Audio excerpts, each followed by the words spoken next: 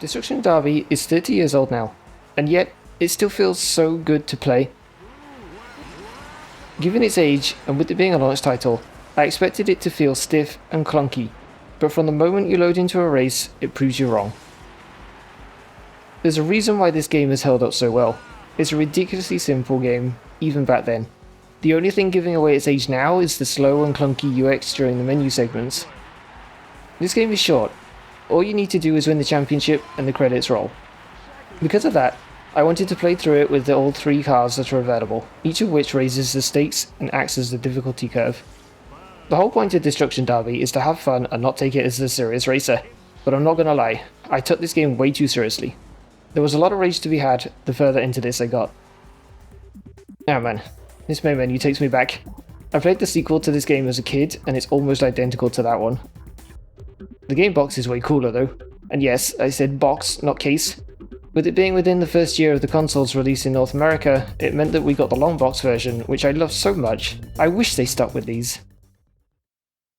I went straight into the Wrecking Racing Championship. It seemed the logical place to start. Oh neat, we get to start from the front of the pack for our very first race. We'll see later on there's a lot of things that you learn once you played this game, and some cool little details that you might not see in newer games. Ugh, this follow camera feels really weird. I feel like I'm trying to drive drunk at the minute. I hope I can actually get used to this. The AI wasting absolutely no time in showing us how we're meant to be racing in this game, I see. Nice. Well, 2 can play at that game, buddy. Alright, that clearly didn't work. No points for that either. Boo. Apart from still looking like I'm driving drunk, this game is great to play. The learning curve is non-existent, which is great.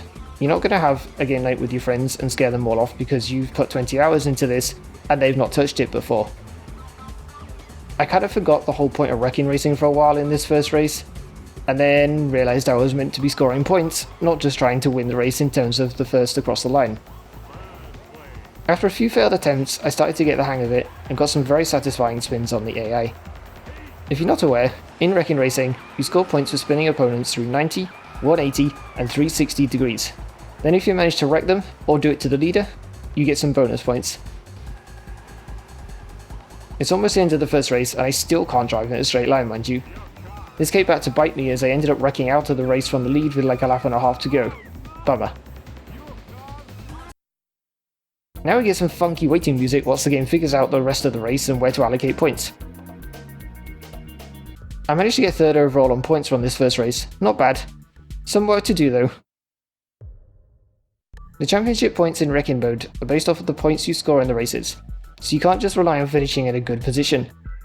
You have to cause chaos and survive long enough to actually get a good haul of points. This post-race screen and lead standings is a good example of the UX issues this game has. It spends too long writing the text on the screen with this fancy animation than it does actually giving you the info about the divisions you need. This is especially true when you're just starting out because you're in the last division, so it feels like an eternity to get there and see the info you need. Oh yes, we've already got a crossover figure of 8 track in the championship. Excellent. This is where the most chaos is inflicted. We get our first 360 of the campaign early on, which comes with a satisfying 360 announcement on the screen. The voice announcer is also impressed with it. The crossover points provided plenty of chaos and ended this one early as well. Like I mentioned earlier, keeping your car in shape whilst scoring points is the key to being successful in this game. That bit admittedly does have a learning curve.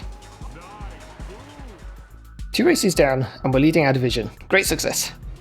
The next race was a much simpler one where I ended up leading for a lot of it before crashing out on the last lap.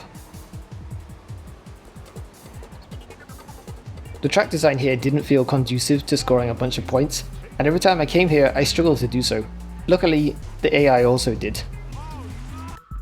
Cactus Creek was next, which actually ended up being another figure of 8 style crossover track. Another one for potentially big points. I managed to screw it up though and kind of drove off into the lead whilst forgetting about points, and then I still didn't even finish the damn thing. Good job Division 5 is the easiest of the lot. I can't get away with this later on. 4 out of 4 retirements is not how you win this thing. I managed to finish the next race, City Heat, with an abysmal 6 points, and we still had the main event of the season to come. Yes, die-hard fans, you got it right. The bowl. No circuit to follow in this one. It's just all-out warfare where you try and score as many points as possible. Now luckily, I did have an 80 plus point lead in the championship at this stage, so the pressure was kind of off. You either do really well at these, or terribly. Mostly the latter for me. After a slow start, I racked the points up and rapidly finished 4th overall on points with 62. Pretty good going for the first season, I think. We won the championship on our first attempt.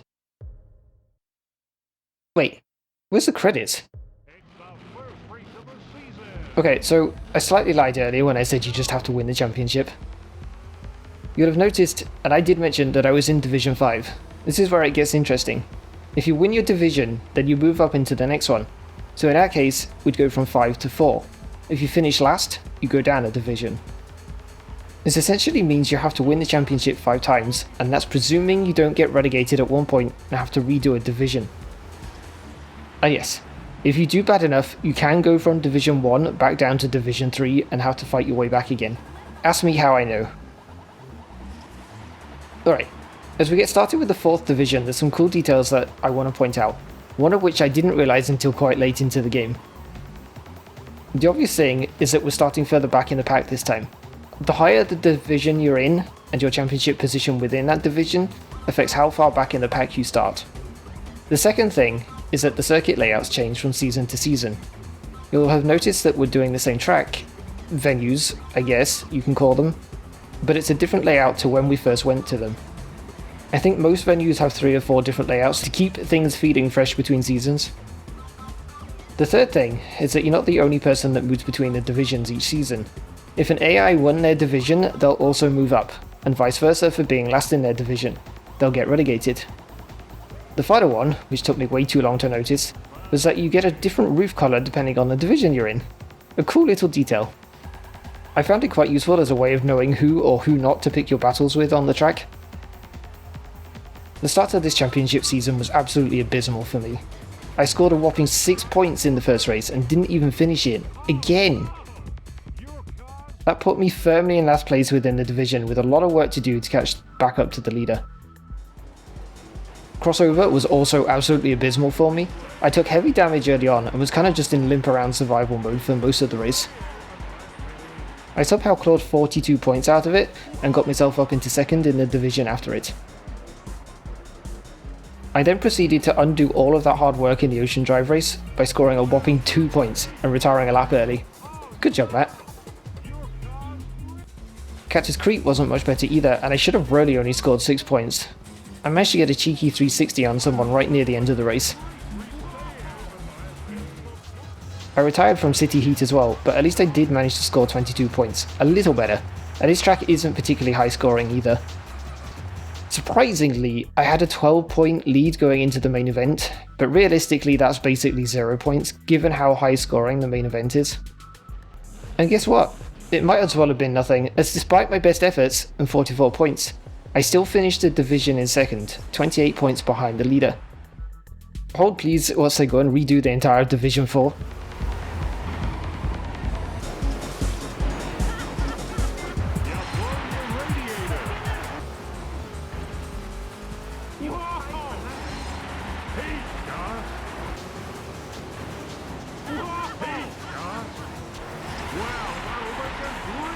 Alright, that attempt was much better. I won the championship by 46 points that time. Ironically, I only scored a few more points than last season's winner. Finally onto Division 3, which I started out by winning the first race overall on points. Once again, crossover didn't go well at all. I retired from the lead with only a handful of points. In Ocean Drive, I was able to prop my score up by actually finishing and winning that race in terms of track position. The win meant I got 10 bonus points to add to my 12 wrecking points.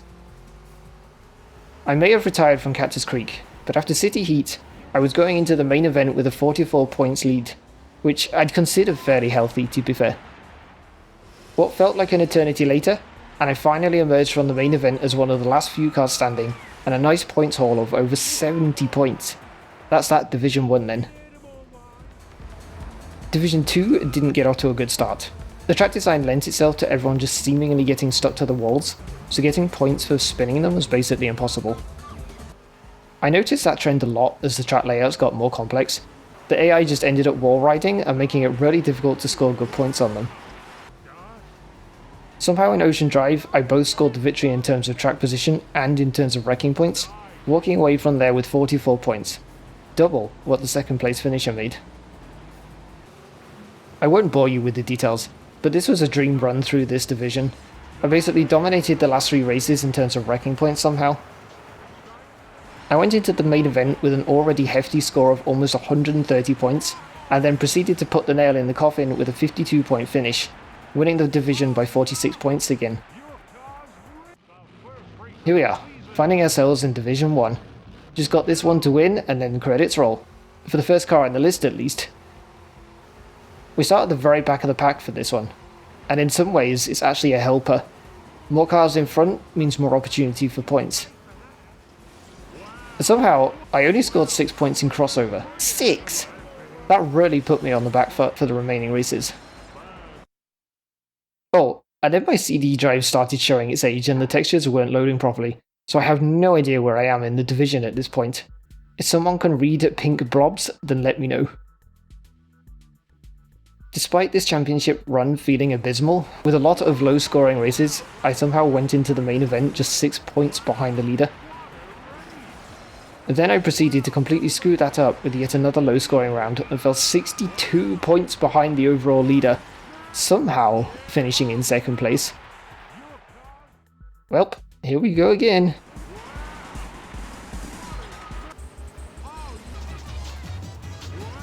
The second attempt didn't go much better.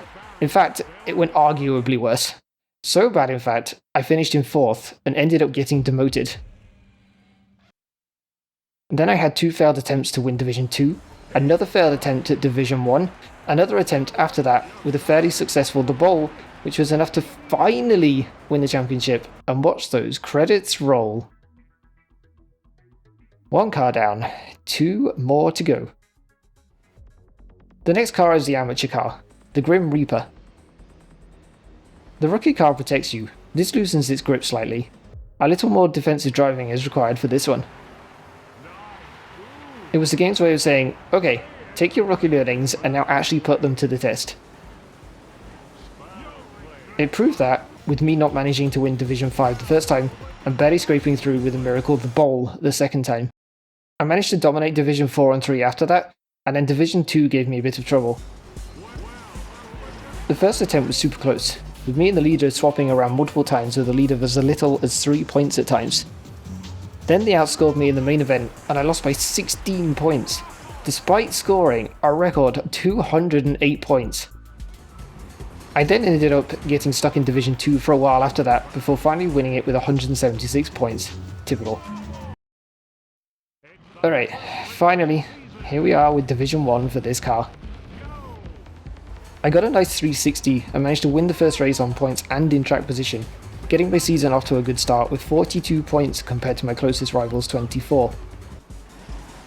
After that, I somehow scored less points in the crossover, which undid all of my hard work from the first race. At the start of Ocean Drive, I managed to get caught up in an absolutely massive clump of cars on the first corner, and by the time we all got going again, I was almost a lap down with 0 points to my name. Somehow I managed to pick up 20 points before retiring with a few laps to go, and lost yet more ground on the leader.